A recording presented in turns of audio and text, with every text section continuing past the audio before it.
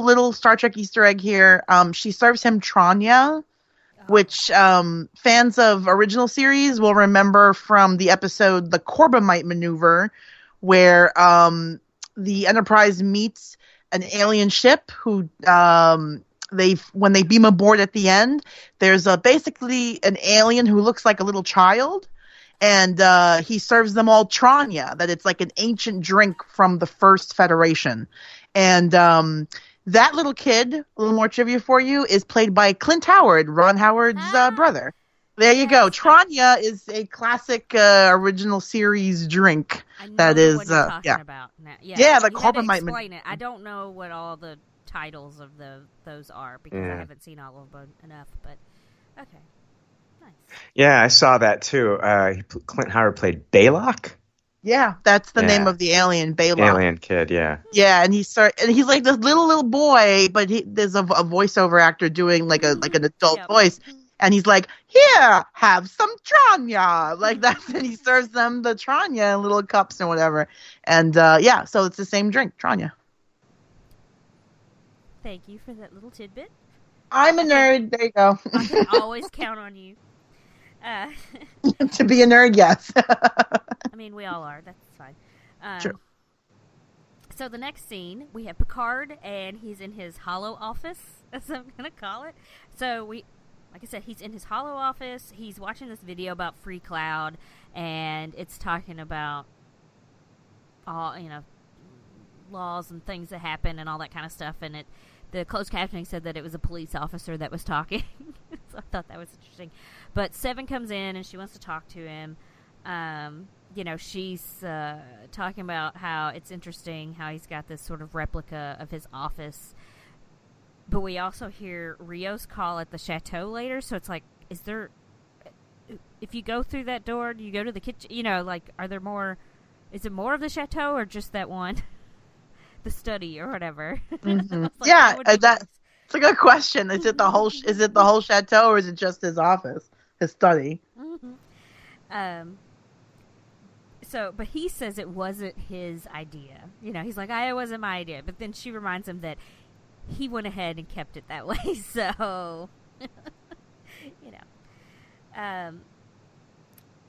they're kind of talking about what his plan is because she wants to know what's going on and what he's doing. And she says she figures he had some sort of misguided diplomatic mission that had to do with saving the galaxy and all this stuff. And and he's talking about how she's this Finnish Ranger, and he really admires what they do, but he's trying to tell her about what he wants to do because obviously she asks, and she seems kind of skeptical about it at first, and he brings back something that she had said and that kind of convinces her. So she had got a bourbon when she came in there, and so she asked for another one.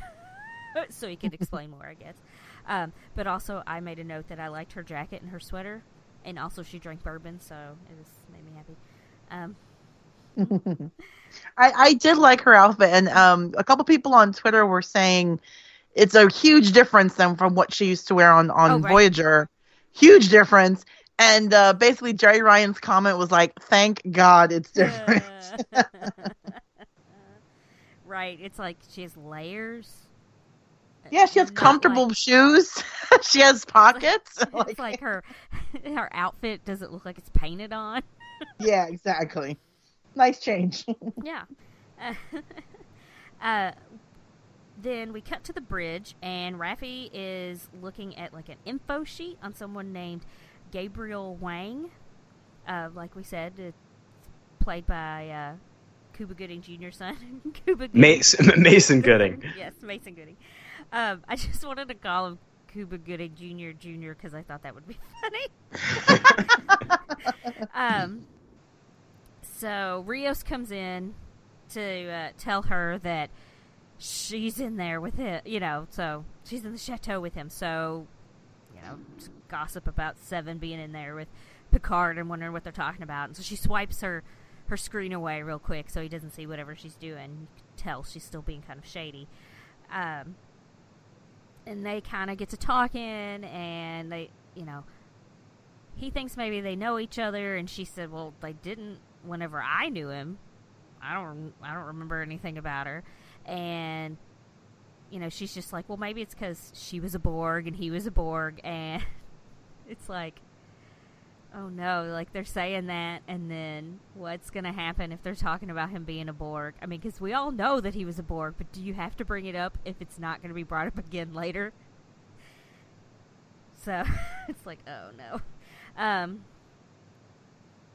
But Rios is like, oh yeah, I guess I blocked that out of my memory. Like, okay.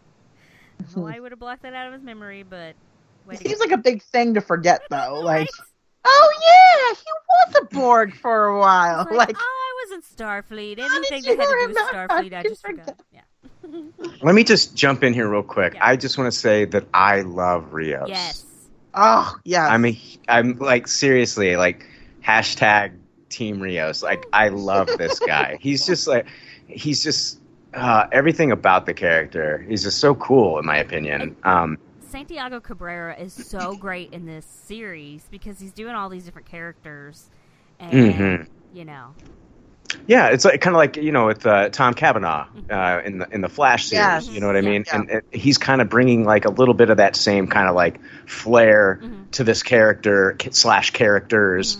I want a show called Rios and the Holograms. You know, like that's All right. yeah. I mean, so yeah, for all you Gem fans out there. In Gem, you might remember that her boyfriend's name was Rio. It's gonna happen. Holy shit. Yeah, the stars are aligning. I want to go back also to like the conversation that, you know, Picard was having with 7 of 9. Like the part where I thought she shut him down. He says, he's like basically, you know, kind of chastising her for like, he said, taking the law into your own hands. And she just comes back with, what law? And it was just like, he just looked down. He couldn't, I mean, he knew she was right.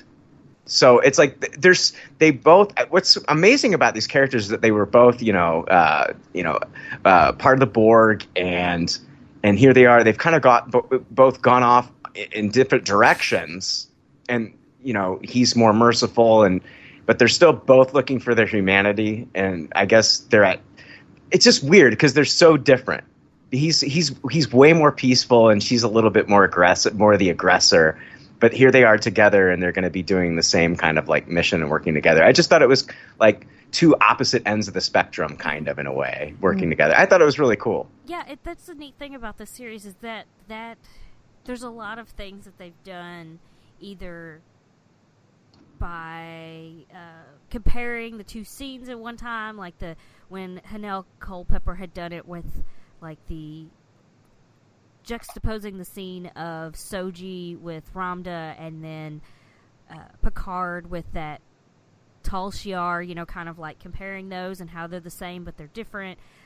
There's a lot of that kind of going on, so you can sort of see everybody has, you know, their own ideas about things and how they want to do stuff, and I can't think of the word that I'm looking for, but yeah, like. Well, I feel like this whole show is a lot about like juxtaposition of characters, of motivations. Motivation's the word I was looking for. Thank you. Oh, okay, cool. And I think, you know, what we're seeing here, especially with this episode with Picard and 7 of 9, when they interact, and just jumping to the very end real quick, where she is about to go back to the planet, and she says, you know, after you came back to, you know, after you were rescued from the Borg, did you feel like you got your humanity back? And he said, yes. Mm-hmm. And she's like, all of it? And he said, nope. No. Mm-hmm. And to me, that's a fascinating conversation, because she was a Borg for way longer than he was. I mean, he was a Borg for only like an episode and a half. But she was a Borg for her entire childhood, adolescence, and a lot of her adult years. When I was taking notes, Cindy was sitting there watching it with me, and I go, yeah, Picard was like a Borg for like 3 hours, and she was like a Borg since she was a kid, so I don't know if this is... Yeah, it is a really great scene, because he in the scene in his study, he is chastising her. He is lecturing her. I mean, he's basically like telling Batman, "Why are you Batman? Like, you shouldn't be a vigilante. Shouldn't take the law into your own hands." You know, and she's like, "What law? What law?" Later, she says that he thinks that she's a vigilante, and even calls herself that when she takes the guns, the phasers or whatever. Mm-hmm. So, sorry I cut you off there. No, not at all. So from Rios and Rafi on the bridge, we go to Agnes's quarters, and she is watching a video of Bruce Maddox. And I don't remember saying this, but I thought that they were probably a couple or something, just the way that she talked about him whenever she met Picard the first time. Mm-hmm. But yeah, so she's watching it, and they're making cookies, and he replicated all of the parts to make the cookies, and then was actually physically making the cookies because it tastes better. And I was like, oh, that's really cute. And it's like, oh, this Bruce Maddox isn't as creepy as the other one. That's true. I have a question. Mm-hmm. Did this scene, like, watching this scene here is fine. The placement of this scene is fine, I suppose. What confused me about this scene was what happens at the end of the episode. And we don't really have to jump into that now if you don't want to, but it's like knowing what we know by the end of it, and then this scene. Do you see what I'm trying to say here? Yes. Mm-hmm. It's odd, right? Well, do we want to get into this now, Rebecca? You know what? Why don't we? Okay, if so you want to, I'm fine with it. Yeah, that's fine for me too. So yeah, jumping to the end, she kills him. Mm-hmm. She kills the man that she at least has a relationship with, and at most is in love with. Mm-hmm. And she says to him, you know, I wish you knew what I knew. I wish I didn't know what I know, and that what they showed me. I still am feeling like the scene where Commodore O went to go see Agnes. I still think we didn't see it, but I think that she has mind melded with her and has. Yes, I do. I still think that's a scene from the trailer that we haven't seen yet in this show. And I think that Commodore O implanted visions or showed her something that made her feel like she did something wrong, or Maddox did something wrong. So I think and this is just my opinion, I think that she killed Maddox because she's under the influence of Commodore O. Yes. But I think so what she showed her was that, you know how they were talking about Soji is the destroyer? Right. That's what I think she showed her, is that it was going to be like destruction or something. So like she showed her like an apocalyptic end of the world thing, and it's from the androids that Bruce Maddox created. Okay. The reason this scene just kind of confused me, I think it was, for me, I felt like at the time it was just like, okay, now they're just showing us that these two were together. But on the flip side, it's like, okay, I get that, but like reminiscing and looking at this intimate moment between these two, it just didn't. Why was she doing that? Why, when she knows what she's going to do later?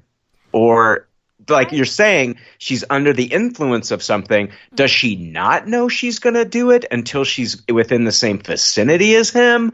It was just a confusing thing for me, because if I knew that I had to do this, I would not be it's not like, you know, I would not be going through like, you know, photos. I would not be like and reminiscing and stuff like that if I was going to, like, eventually going to kill somebody that I once loved. It just seemed really off to me. It felt like this scene was kind of like put in there. Maybe it'll make sense later, but it felt like it was just put in there for us, the audience, to know that these two were an item.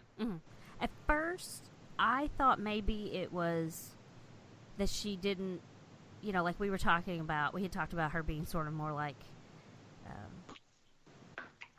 I don't know, entranced to do things so she doesn't know that she's doing it, you know, and that maybe she just ends up doing it then. But then the second time I watched it, Picard is talking to him, and he's saying,